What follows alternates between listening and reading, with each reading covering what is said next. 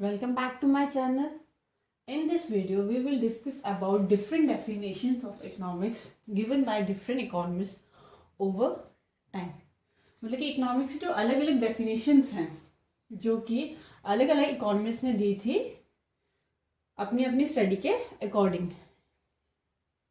तो जो सबसे पहली डेफिनेशन इकोनॉमिक्स की दी गई थी वो थी वेल्थ डेफिनेशन। तो जो ये वेल्थ डेफिनेशन थी ये दी थी एडम स्मिथ ने। तो जो वेल्थ डेफिनेशन थी वो दी थी एडम स्मिथ ने, जिन्हें कि फादर ऑफ इकोनॉमिक्स भी कहा जाता है। एडम स्मिथ ने ये डेफिनेशन दी थी 1776 में। तो जो इकोनॉमिक्स की फर्स्ट डेफिनेशन थी वो कब आई थी? 1776 में। और ये किसने दी थी? एडम स्मिथ ने। एडम स्मिथ ने अपनी book an inquiry into the nature and causes of wealth of nations में ये डेफिनेशन दी थी इकोनॉमिक्स की। लेटर हम इसको ब्रीफली पढ़ेंगे, बट अभी आपको ये पता चाहिए जो वेल्थ डेफिनेशन है वो किसने दी थी? एडम स्मिथ ने। कब दी थी? 1776 में। तो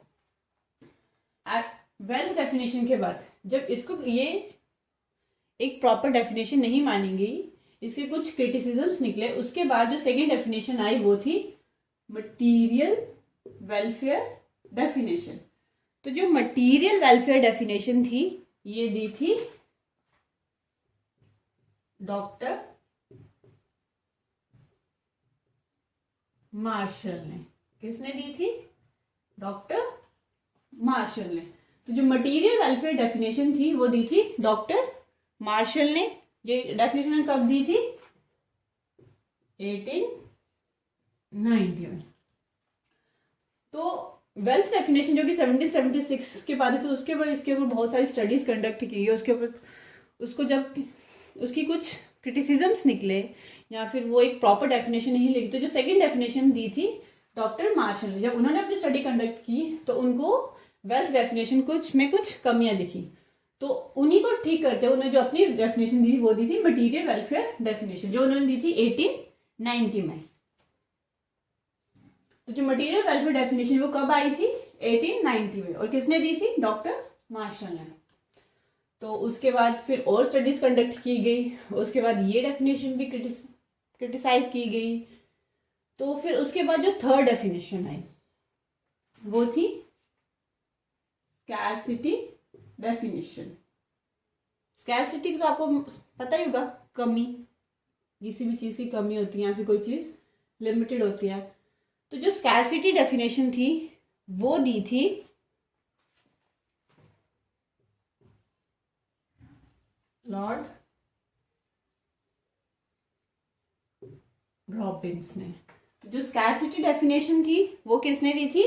लॉर्ड रॉबिन्स ने। और कब दी थी? 1932 में। तो जो स्कैरसिटी डेफिनेशन थी वो दी थी लॉर्ड रॉबिन्स ने 1932 में। तो उसके बाद फिर इस डेफिनेशन में भी कुछ कमियां पाई गई। तो उसके बाद जो फोर्थ डेफिनेशन आई वो इन सब डेफिनेशंस का एक निचोड़ था या फिर सिंथेसिस था। तो वो थी ग्रोथ ओरिएंटेड डेफिनेशन। तो जो ग्रोथ ओरिएंटेड डेफिनेशन थी वो दी थी प्रोफेसर ए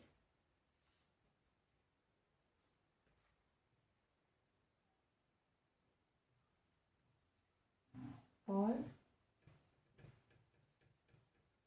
समनसन ने,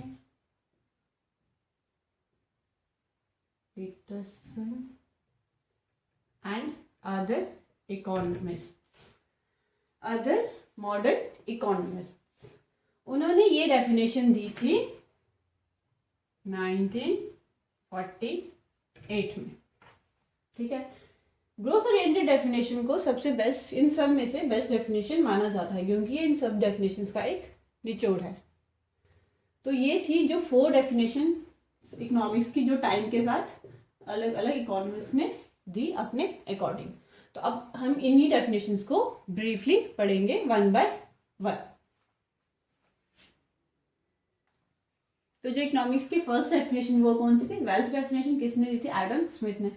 कब दी थी? 1776 में। तो अकॉर्डिंग टू एडम स्मिथ के वर्ड्स के अकॉर्डिंग इकोनॉमिक्स की डेफिनेशन क्या है? Economics is an inquiry into the nature and causes of wealth of nation.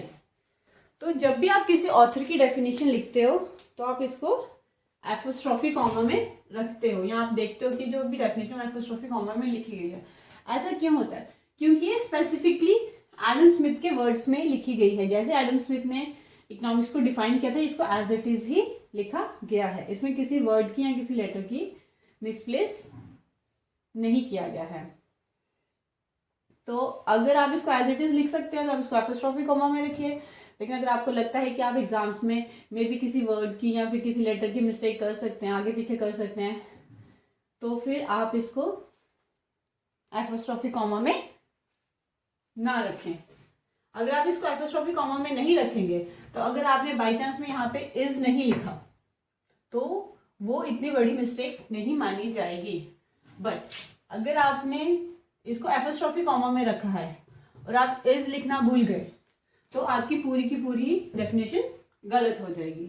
तो इसलिए आप पे डिपेंड है कि अगर आप उसको एज इट इज लर्न कर सकते हैं तो आप इसको एपोस्ट्रोफी कॉमा में रखें, अगर नहीं तो आप इसको विदाउट एपोस्ट्रोफी कॉमा में लिख सकते हैं। इसका कोई बड़ा इश्यू नहीं है। तो चलो अब आगे बढ़ते हैं डेफिनेशन की तरफ कि एडम स्मिथ की डेफिनेशन क्या कहती है। तो according to Adam Smith mainly क्या कहते हैं? इन्होंने मेनली जोर किस पे दिया है? वेल्थ पे। ठीक है, ये मेनली किस पे ऊपर फोकस करते हैं? वेल्थ के ऊपर।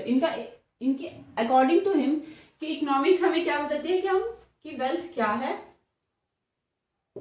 What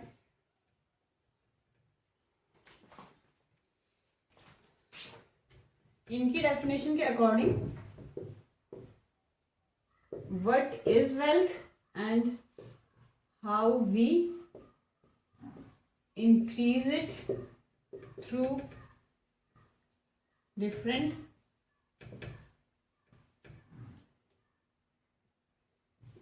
factors or methods like saving and investment and others also। मतलब इनकी जो डेफिनेशन वो मेनली फोकस इस पे करती है कि पहले इस पे कि हमारी वेल्थ क्या है, हम वेल्थ में किन चीजों को इंक्लूड करते हैं। तो वेल्थ में वो सब चीजें इंक्लूड होती हैं, वो सब मटेरियल गुड्स इंक्लूड किए जाते हैं। इसमें वो सब मटेरियल गुड्स इंक्लूड किए जाते हैं, चाहे वो तो हमारी इनकम हो, चाहे वो कोई सामान हो जो हमें हमारे वर्क के लिए मिलता है, जिससे कि हम अपनी जो वांट्स हैं या फिर जो हमारी नीड्स है उनको सेटिस्फाई करते हैं। जो भी मटेरियल गुड्स या फिर जो भी चीजें हम अटेन करते हैं, ठीक है, उन सबको वेल्थ समझा जाता है, जिससे कि हम अपनी नीड्स या वांट्स को सेटिस्फाई करते हैं। तो जो एडम स्मिथ है ये मेनली किन पे फोकस करता है कि हम ये जो मटेरियल गुड्स हैं या फिर जो हमारी वेल्थ है, ठीक है, उसको कैसे इंक्रीज करें, ठीक है, अलग अलग मेथड्स के थ्रू, ताकि हमारी जो वेल्थ है वो क्या हो? इंक्रीज हो। ठीक है, और जो हमारी वेल्थ इंक्रीज होगी तो इससे क्या होगा? नेशन की वेल्थ इंक्रीज होगी, और नेशन की वेल्थ इंक्रीज करना सबसे इंपॉर्टेंट है, उसे लाइफ भी अच्छी होगी। तो ये मेनली वेल्थ को इंक्रीज करने के ऊपर फोकस करती है कि हाँ, हम किस तरह से अपनी वेल्थ को इंक्रीज करें ताकि हमारा जो लाइफस्टाइल है वो अच्छा हो। ठीक है, हमारी वेल्थ ज्यादा से ज्यादा हो। लेकिन ये डेफिनेशन यहीं पे इसी बात को लेके क्रिटिसाइज की गई, क्योंकि ये सिर्फ वेल्थ की बात करती है कि हाँ, हम कैसे अपनी वेल्थ को इंक्रीज करें, हमारे नेशन की वेल्थ कैसे इंक्रीज होगी, हमारी वेल्थ कैसे इंक्रीज होगी, इससे हमारा बेनिफिट। बट ये कहीं पर भी वेलफेयर की बात नहीं करती है। ठीक है, ये डेफिनेशन कहीं पर भी वेलफेयर की बात नहीं करती है। इसका कोई भी वेलफेयर से लेना देना ही नहीं, ये सिर्फ वेल्थ को इंक्रीज करने में ही फोकस करती है। इसीलिए इस डेफिनेशन को क्या किया गया था, क्रिटिसाइज किया गया था। सेकंड डेफिनेशन थी इकोनॉमिक्स की, वो कौन सी थी, मटीरियल वेलफेयर डेफिनेशन। तो मटीरियल वेलफेयर डेफिनेशन दी थी डॉक्टर मार्शल ने, कब दी थी, 1890 में। तो अकॉर्डिंग टू डॉक्टर मार्शल, अगर हम डॉक्टर मार्शल के वर्ड्स में देखें तो इकोनॉमिक्स की डेफिनेशन क्या है, economics is a study of Mankind in the ordinary business of life. It examines that part of individual and social action which is most closely connected with the attainment and use of material requisites of well-being। तो अगर हम देखें तो doctor martial के according economics उन activities को study करती है जो कि एक पर्सन परफॉर्म करता है, जो कि एक इंडिविजुअल परफॉर्म करता है, क्या अटेन करने के लिए, मटीरियल रिक्विजिट्स, मतलब कि मटीरियल गुड्स, ठीक है, किसके लिए, उसके वेलबींग के लिए। तो अब अपने वर्ड्स में डिफाइन करें डॉक्टर मार्शल की डेफिनेशन, तो ये क्या डेफिनेशन ये कहती है कि इकोनॉमिक्स उन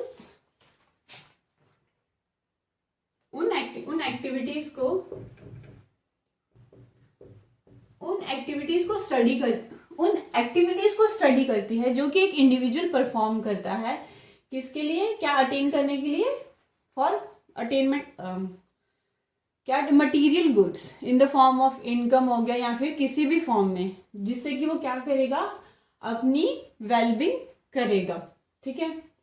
अब सपोज करो कि एक आदमी है, वो सुबह से लेकर शाम तक काम करता है, तो किसके लिए करता है, ऑब्वियसली मनी के लिए। तो उसके मनी किसके लिए चाहिए, अपनी वेलबींग के लिए, अपने वेलफेयर के लिए। तो इसीलिए तो इसमें वो सब इंडिविजुअल की वो सब एक्टिविटीज इंक्लूड करी जाती हैं, ठीक है। तो इंडिविजुअल की सिर्फ वही activities, social action means economic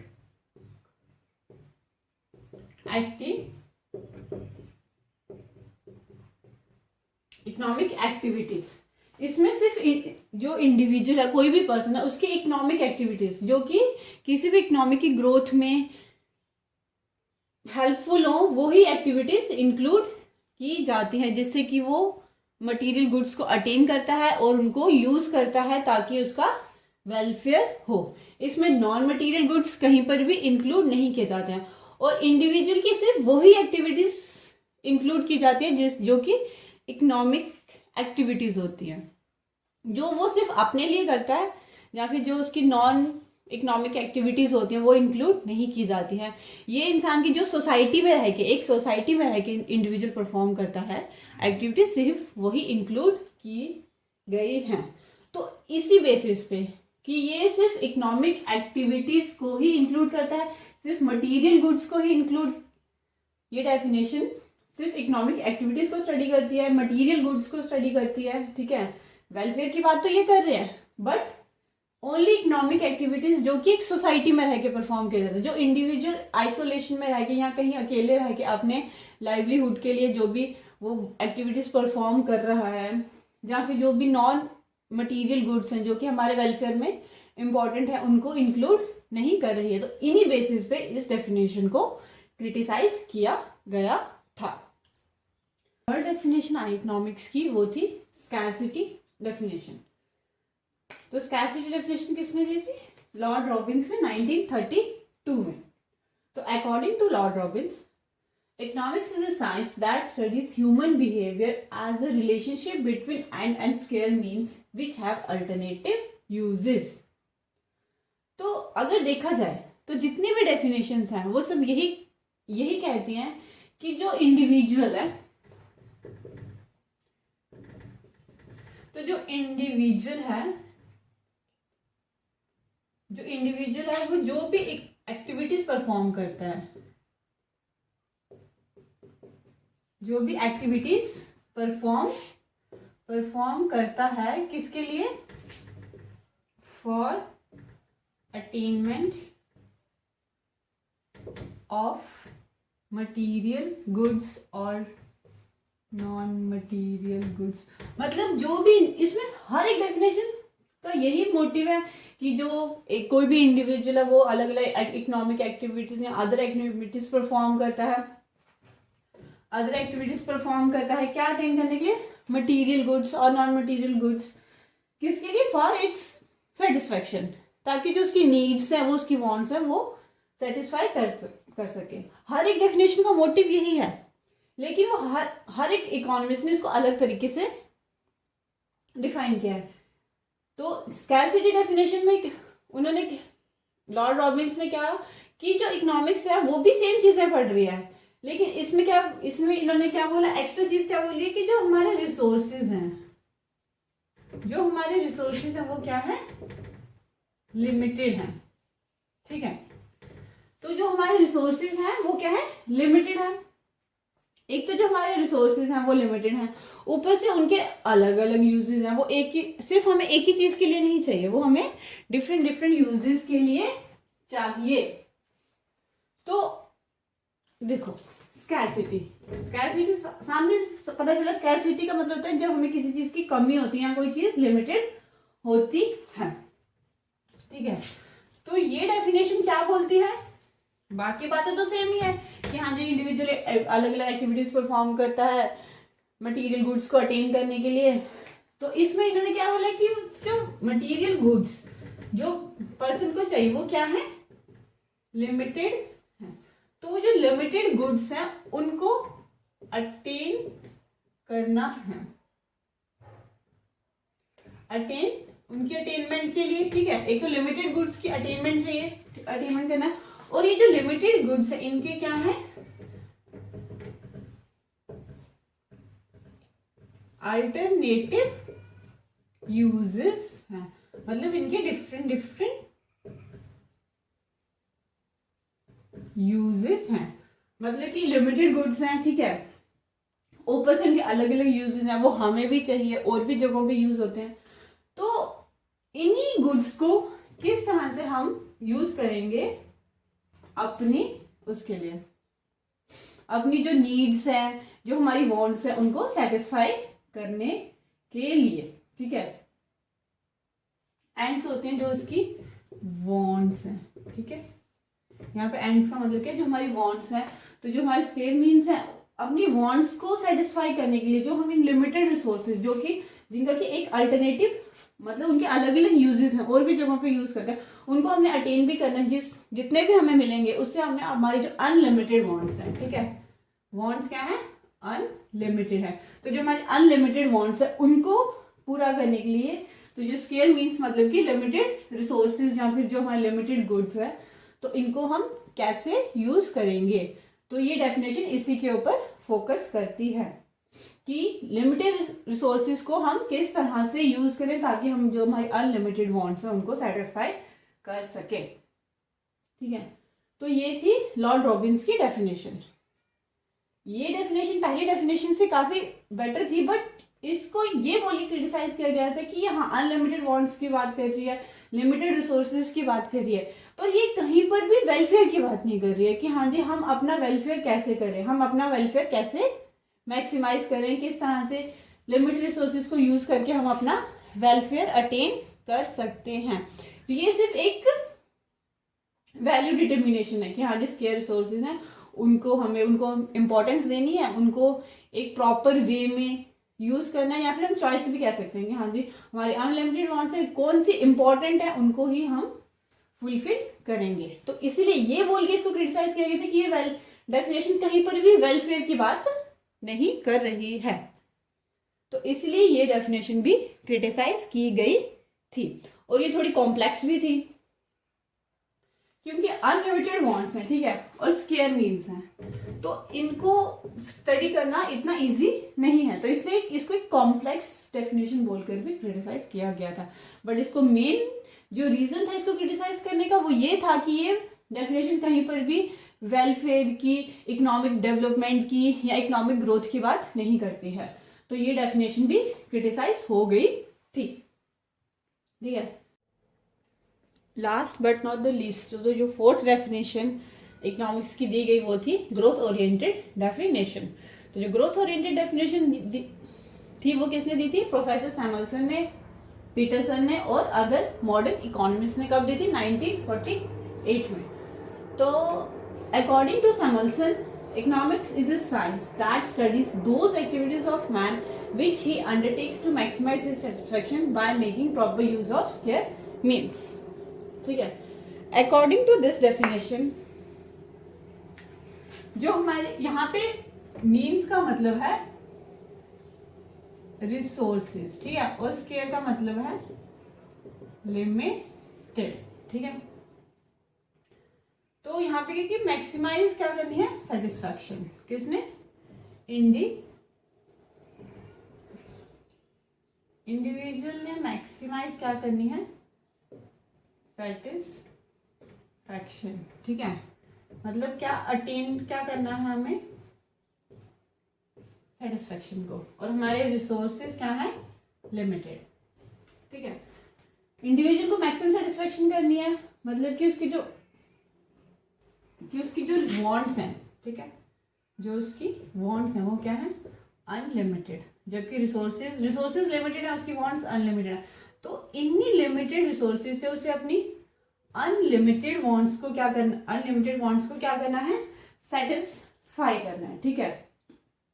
तो जो भी वो प्रॉपर मेथड्स यूज करेगा इसके अटेनमेंट के लिए, वो किस में हेल्प करेंगी? हमारी ग्रोथ में, ठीक है। किसकी ग्रोथ में? इकोनॉमी की ग्रोथ में, ठीक है, उसकी डेवलपमेंट में, उसकी ग्रोथ में हेल्प करेंगी, ठीक है। तो इससे क्या होगा? इकोनॉमी की डेवलपमेंट होगी और सोसाइटी का वेलफेयर होगा by making proper use of the limited resources. अगर जो हमारे पास लिमिटेड रिसोर्सेज हैं जिनके की अल्टरनेट यूजेस हैं, अगर हम उनको प्रॉपरली यूज करें, ठीक है, विदाउट वेस्टेज या विदाउट हार्मिंग देम, तो जो उससे क्या होगा? अ पर्सन, ठीक है, जो भी इंडिविजुअल्स हैं, जो भी पर्सन हैं, उनको क्या मिलेगी? मैक्सिमम सेटिस्फेक्शन मिलेगी, क्योंकि उनकी मैक्सिमम से मैक्सिमम जो नीड्स हैं या वांट्स हैं वो सेटिस्फाई हो रही है। तो जब एक पर्सन की वांट्स और नीड्स सेटिस्फाई होगी तो इससे क्या होगी? इकोनॉमी में भी डेवलपमेंट होगी। और जब पर्सन की डेवलपमेंट होगी, उनका वेलफेयर होगा, तो सोसाइटी का वेलफेयर ऑटोमेटिकली होगा। तो ये जो डेफिनेशन थी ये वेलफेयर की बात भी कर रही है और स्केयर रिसोर्सेज की भी बात है, इसलिए इसके क्या कहा जाता है? बाकी सभी डेफिनेशंस का एक सिंथेसिस, ठीक है। और ये जो ग्रोथ ओरिएंटेड डेफिनेशन है ये अब तक की सबसे बेस्ट डेफिनेशन मानी जाती है, ठीक है। और अब आगे हम पढ़ेंगे इनका सिंथेसिस, इन 4 डेफिनेशन का एक सिंथेसिस सिंपल वर्ड्स में क्या निकलता है। लास्ट में अब हमने चारों डेफिनेशंस पढ़ ली, ठीक है। वेल्थ डेफिनेशन भी पढ़ ली, मटेरियल वेलफेयर डेफिनेशन भी पढ़ ली, स्कैर्सिटी डेफिनेशन भी पढ़ ली और ग्रोथ ओरिएंटेड डेफिनेशंस भी पढ़ ली। हर किसी डेफिनेशन में कोई ना कोई छोटा मोटा मतलब डिफेक्ट या फिर आपको बोलते क्रिटिसिज्म था ही था, ठीक है।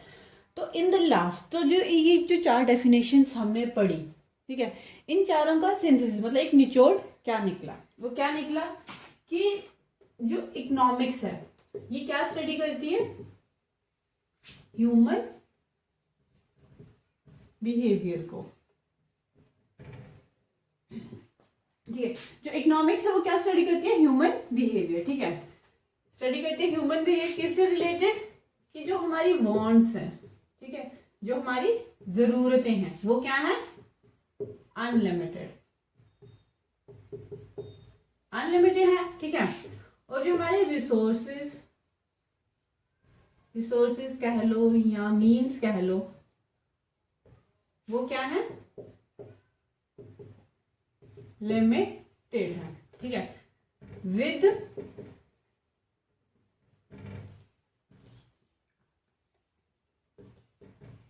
अल्टरनेटिव यूजेस, ठीक है। वांट्स क्या है? अनलिमिटेड है और रिसोर्सेज क्या है? लिमिटेड है। उनके साथ साथ उनके अल्टरनेटिव यूजेस भी है, मतलब कि डिफरेंट यूजेस भी है, ठीक है। तो इसीलिए हमें इनमें क्या बनानी पड़ती है? चॉइस, ठीक है।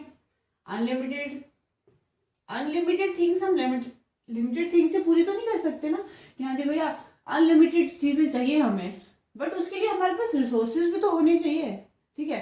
कहने का तो हमें चांद तारे चाहिए, बट चांद तारे लाने के लिए रिसोर्सेज तो होने चाहिए। तो इसीलिए हमें क्या बनानी पड़ती है, चॉइस, कि कौन से ज्यादा इंपॉर्टेंट वांट्स और कौन सी लेस इंपॉर्टेंट है, कि इससे हमें मैक्सिमम कि इनको अटेन करके हमें सेटिस्फेक्शन ज्यादा मिलेगी बजाय इनको अटेन करने। तो इसके लिए हमें क्या बनानी पड़ती है, चॉइस, ठीक है। ये जो चॉइस हमें क्यों बनानी पड़ी, ताकि क्या हो, मैक्सिमम क्या मिले, मैक्सिमम सेटिस्फेक्शन मिले हमें, ठीक है। और क्या हो, डेवलपमेंट हो, इकोनॉमिक डेवलपमेंट हो, और सोसाइटी का क्या हो, वेलफेयर हो। तो अब इन डेफिनेशंस का ये निचोड़ निकला कि जो वांट्स हैं वो अनलिमिटेड है, ठीक है, रिसोर्सेज लिमिटेड है, विद अल्टरनेटिव यूजेस, मतलब डिफरेंट यूजेस हैं, उनको अलग अलग जगहों पे वो यूज होते हैं, ठीक है। तो इन सब को अगर हमें अपनी मैक्सिमम सेटिस्फेक्शन अटेन करनी है, या इकोनॉमिक डेवलपमेंट अटेन करना है, या सोसाइटी का वेलफेयर अटेन करना है, उसके लिए हमें क्या बनानी पड़ती है, चॉइस, ठीक है। जब हम चॉइस बनाएंगे किसके लिए, अपने सेटिस्फेक्शन के लिए, अपने सेटिस्फेक्शन के लिए बनाएंगे, तो जब हम खुद फुली सेटिस्फाइड हो जाएंगे, है ना, तो ऑब्वियसली हम अपने सराउंडिंग को भी वो करेंगे, डेवलप करेंगे। और जब हमारी सराउंडिंग डेवलप होगा तो हम बेटर उस इकोनॉमी में ही रहना चाहेंगे ना, जो प्रॉपरली डेवलप्ड है, ठीक है, जिसका वेलफेयर ज्यादा है, ठीक है। कोई भी अंडर डेवलप्ड या फिर डेवलपिंग नेशन में नहीं रहना चाहता, हर कोई डेवलप्ड नेशन में रहना चाहता है। तो जब हम खुद सेटिस्फाइड होंगे, हम खुद, हमारा सराउंडिंग डेवलप्ड होगा, तो हम एक अपनी इकोनॉमी को डेवलप करने की तरफ भी अपना कदम आगे बढ़ाएंगे। तो ये है डेफिनेशन, ये है सिंथेसिस इन चारों डेफिनेशंस का, कि जो भी हमारी इकोनॉमी में, उसमें सबसे पहले कौन आते हैं, इंडिविजुअल्स, ठीक है। इंडिविजुअल्स, इनको क्या चाहिए, मैक्सिमम सेटिस्फेक्शन, ठीक है। अब ये तो हो आगे कंज्यूमर्स, ठीक है, इनको कंज्यूमर्स भी कह सकते हो, ठीक है। तो नेक्स्ट कौन आगे, प्रोड्यूसर, ठीक है, इनको क्या चाहिए, मैक्सिमम प्रॉफिट। ऑब्वियसली अगर मैं कोई कंपनी रन कर रही हूँ, कुछ भी कर रही हूँ, मैं उसमें मैक्सिमम आउटपुट चाहूंगी, ठीक है। तो प्रोड्यूसर को क्या चाहिए, मैक्सिमम प्रॉफिट, ठीक है। तो जो इंडिविजुअल्स हैं उनको मैक्सिमम सेटिस्फेक्शन मिल गई, प्रोड्यूसर्स को मैक्सिमम प्रॉफिट मिल गया, ठीक है। तो उसके बाद दोनों किस में रहना चाहेंगे, एक सोसाइटी में, ठीक है, एक सोसाइटी में जो क्या हो, मैक्सिमम जिसका क्या हो, वेलफेयर, ठीक है। इंडिविजुअल्स को मैक्सिमम सेटिस्फेक्शन मिल गई, प्रोड्यूसर्स को मैक्सिमम प्रॉफिट मिल गया, ठीक है, दोनों सेटिस्फाइड है, ठीक है। तो जब वो दोनों सेटिस्फाइड है तो एक सोसाइटी में ही रहते हैं ना दोनों, तो वो क्या करेंगे, अपनी सोसाइटी के वेलफेयर की तरफ कदम बढ़ाएंगे। और जब उसके सराउंडिंग, हर किसी का सराउंडिंग डेवलप्ड होगा, उसका वेलफेयर होगा, तो इकोनॉमी में अपने आप ही डेवलपमेंट होगी। तो इन सब से क्या होगा, जो इकोनॉमी होगी वो क्या होगी, डेवलप्ड, ठीक है। तो ये है निचोड़ इन चार डेफिनेशंस का।